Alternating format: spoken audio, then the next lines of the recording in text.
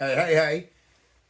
I'm your humble host, Phys Ed Music, and this right here, this is Urban Politics. I want to thank you all for liking and subscribing as you do. Please, as soon as you have a chance, take your little cell phone over to YouTube, preferably after this video. Like and subscribe. Phys Ed Music, Urban Politics. Without further ado, I want to get right into it like a car and drive. Yeah, I had to pause for a minute, ladies and gentlemen, because what's been on everybody's mind lately, right? Tariffs. I've talked about them ad nauseum on this show.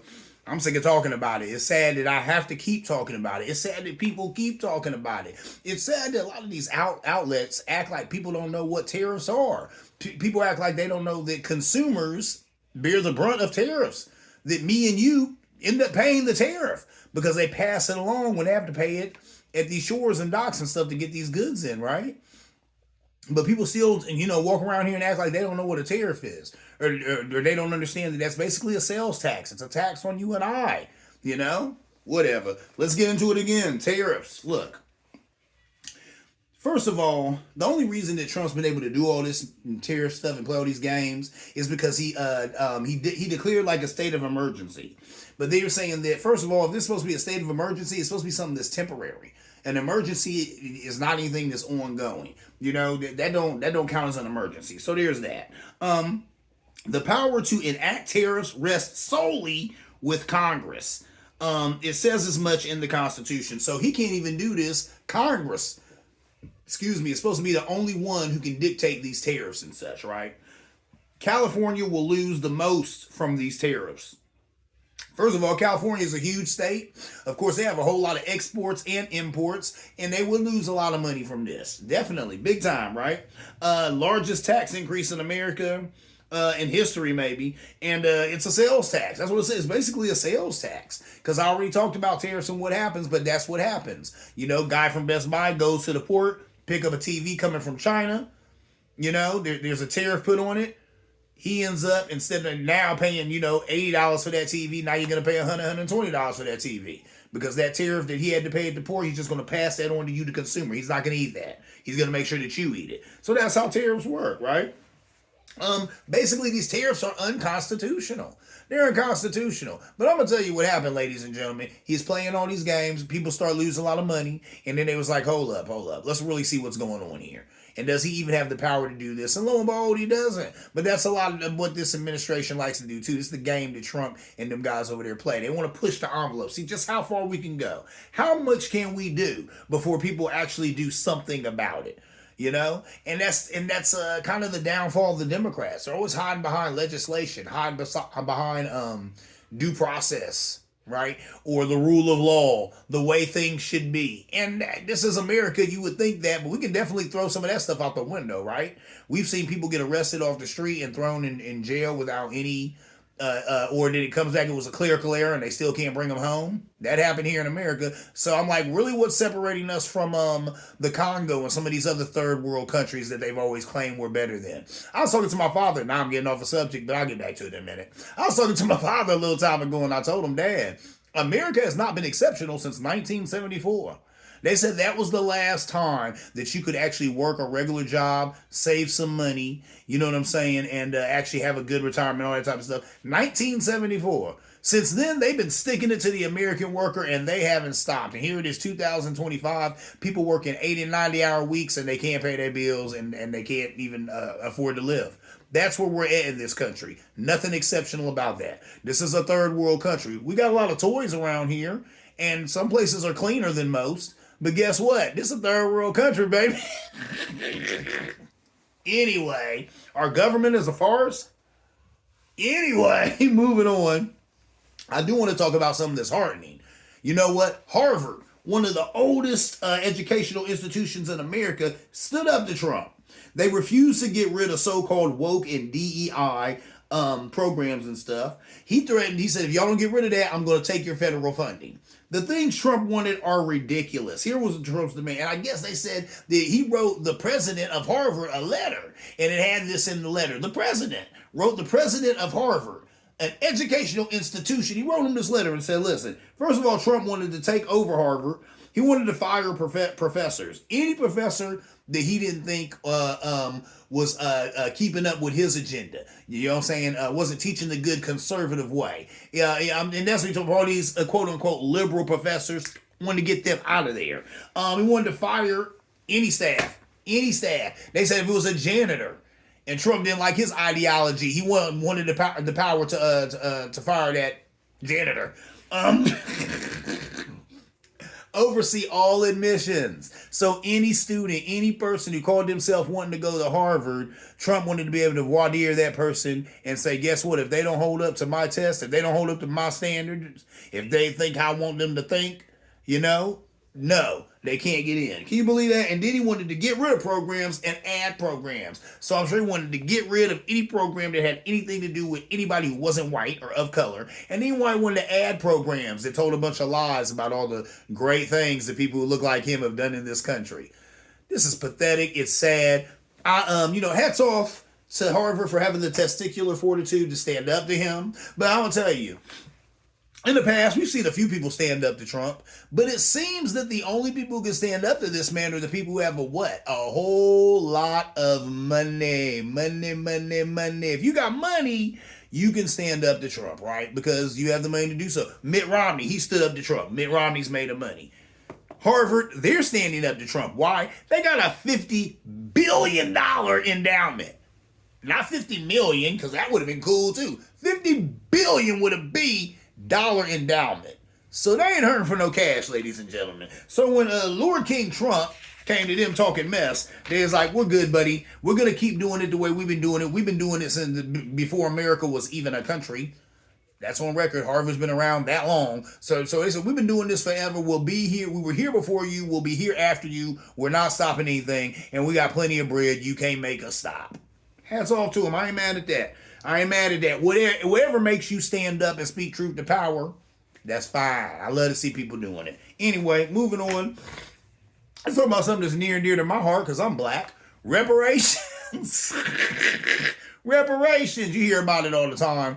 A friend of mine, man, I won't even say his name, but I grew up with this brother, and that's what he told me. He said, Ed, they will never give black people reparations. He said, never. And this was a million years ago. It's good for him. He don't even really mess with politics like that, but that's what he told Ed, they will never give black people reparations. I believe it. But anyway, let's talk about it. Reparations. Okay. 5 states right now as we speak are making decisions on giving reparations.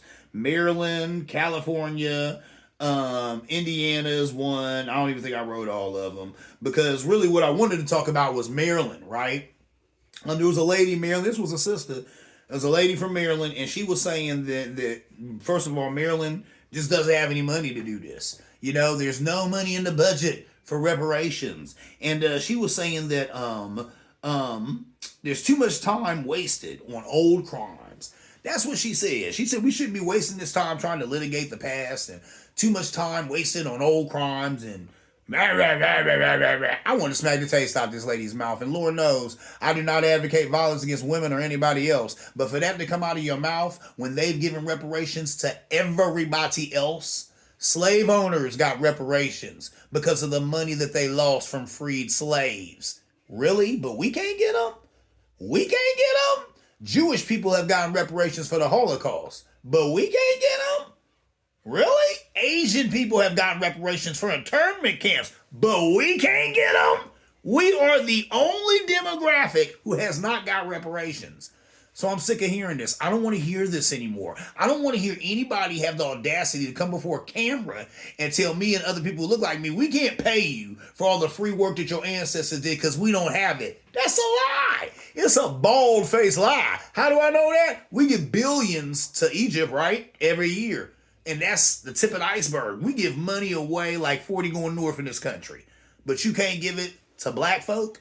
We the only ones who ain't got none. Everybody else, the government has broke bread with. They refuse to break bread with the black man. But like my boy said, they'll never give it to us. But then I saw Real, and the young brother broke it down and said, well, they're not going to give us reparations because us getting freed wasn't part of the plan.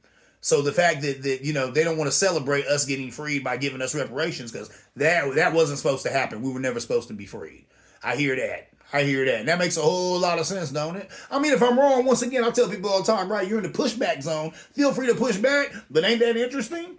Everyone else has got reparations but us. What's the reason for that? What is the reason for that? Is it because we were never supposed to be free? Huh? Is that what's going on? So, God forbid they ordain that freedom or whatever, or agree with it by giving us reparations. Anyway, moving on. That kind of made me mad, ladies and gentlemen. Anyway, I'm gonna talk about Tyler Perry. I saw a reel with him, and I've never really necessarily I don't necessarily like his stuff. My mom's a huge fan of Tyler Perry. Oh, she loves all his stuff. All the different shows and stuff. He had a few movies that I dug or whatever, but this exchange was amazing. He was talking to I forget the brother's name, but he's the creator of the show Blackish. And the creator of the show Blackish was saying, he was telling Tyler Perry, he said, man, I am, concerned with what white people think about me. He said, I'm concerned with what everybody thinks about me. He said, I'm not going to lie. It's one of the biggest concerns I have. It's all I think about. And then Tyler Perry said, man, that's a horrible existence. And he said, yes, it's not fun. It's not good. And then Tyler Perry told him, he said, listen, Rotten Tomatoes in that crap. He said, I don't care about none of that. I don't listen to none of that. He said, sometimes I'll see a movie win an Oscar. I'm like, man, I couldn't watch 10 minutes of that movie. And then he said, he talked about how, he said, a lot of my stuff, he said, these guys who get and gals who give out Oscars and all that, they say they didn't understand it. He said, I get it, because that story wasn't for them. He said, I'm making stories for me and my people. And that's why the movies resonate with me and my people. He said, that's why the theaters are selling out. That's why all my shows are on all these programs and all that stuff. And that's real. That's why that brother made $76 million probably a couple years ago, making even more money than that. Because Tyler Perry, he know what he doing. And like he said, I don't hear the madness. I really applaud that, because there's something about that stark individualism. And I'm all about that, ladies and gentlemen. I always have been. You don't want to follow the crowd. You don't want to be like everybody else. My biggest fear was always being like anybody else. I don't want to be like nobody else. Nobody. I got to carve my own lane. I got to be my own person. By this show. There's people who watch it, people who don't watch it, right? And some of my good friends who watch it, they'll give me input. My mom being one of them. Give me input. You should do more pop culture. You should do more. You should do for that. No, because the name of the show is Urban Politics. So I talk about what I want to talk about, right? Politics. That's what I always tell you, right? You tuned in for the politics. Let me get the politics. What are we talking about right now, lo and behold? Politics. Now I've deviated into some pop culture, talking about Tyler Perry having this conversation with his brother, but it's about individualism. We need more of that in politics. Maybe we'd have some politicians with some backbone if they knew how to be individuals. People need to stop going with the crowd. Think for yourself. I tell people that all the time. You watch the news, you consume all this information. Think for yourself. You have a brain. And if you're watching the news and somebody with nice teeth in a nice suit says something that sounds like garbage, you know it's probably garbage because you have your own brain. I don't care who this person is. I don't care what their background is. I don't care how many letters they have behind their name. I don't care. They just said something that doesn't add up. As the children would say, the math ain't mathing. So come on now. You know what I'm saying? But that all goes back to this individual piece. So I love that right there. I've never really agreed with Tyler Perry. I agreed with him big time there. And I left it in the comments like, I live my life by that. Be an individual. I don't give a damn who don't like this show or who don't like what I talk about, because I do it for me. I do it for the people who do tune in. I do it for you right now. You watching this? I do it for you. I do it for those of us who care about politics and want to discuss it in an open forum. You see what I'm saying? I ain't worried about people saying, Ed, do this, Ed, do that. Now, I love the input, and I tell people all the time, right, you in the pushback zone. So if I say something you don't like or something you don't agree with or something you do agree with, let me know. You know what I'm saying? Reach out, push back, or whatever, and that's cool. But at the end of the day, I'm going to be me. And anybody who knows phys ed music, I'm an individual, baby. That's all man, I'll tell you what. You know what I'm saying?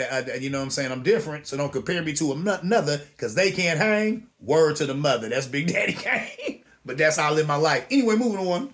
Last thing I'm going to talk about is something that's touchy, and I was this close to not even discussing it. And I'm looking at my time. Time is drawing out. I'm not going to spend a lot of time on this at all, because I don't have enough of the facts. Neither do you. But everybody else has been going on and on and on about Carmelo Anthony, 17-year-old brother accused of murdering Austin Metcalf, who is also 17-year-old. So we got two young cats. Oh my Lord. Um, uh, uh, there was okay. Before I even get into that, let's talk about what people are saying happened. You know what I'm saying? I guess, and Carmelo was at a track meet. I want to say he went and was and got up under a tree because it started raining. And I guess he had even there was another school that he was at, I think, or something like that. So he even asked the other coach. He said, "Can I stay up under this tree while it's raining?" Other coach was like, "Fine, that's cool." He gets on the tree while it's raining. Austin Metcalf comes over to him, for whatever reason, what I'm saying, comes over to him and he's like, exchanges words, whatever those were. There were witnesses who said that they heard Carmelo Anthony say, "Touch me and see what happened to you."